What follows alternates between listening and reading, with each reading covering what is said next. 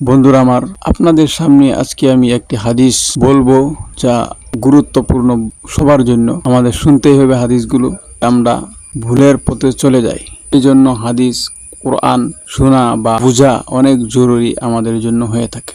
একবার এক ব্যক্তি রাসূলুল্লাহ সাল্লাল্লাহু আলাইহি ওয়াসাল্লামের কাছে এসে বলল, ইয়া রাসূলুল্লাহ, আমাকে একটি সংক্ষিপ্ত নসিহত দিন যাতে আমি সারা জীবন অনুসরণ করতে পারি।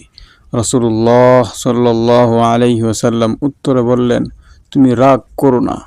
এই কাহিনী থেকে আমরা শিখতে পারি যে রাগ মানুষের জীবনে বড় ক্ষতির কারণ হতে পারে। রাগ নিয়ন্ত্রণ করা এবং ধৈর্যশীল থাকা ইসলামে অত্যন্ত গুরুত্বপূর্ণ গুণ।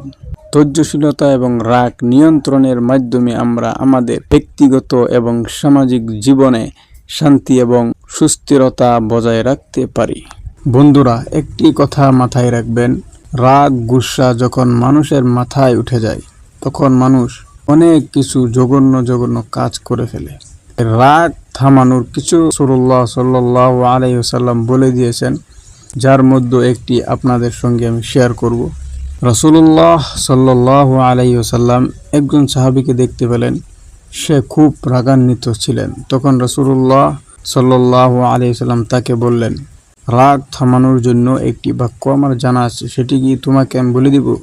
সাহাবী বললেন, রাসূলুল্লাহ সাল্লাল্লাহু আলাইহি ওয়াসাল্লাম বলে দিন যেন আমার রাগ থেমে যায়।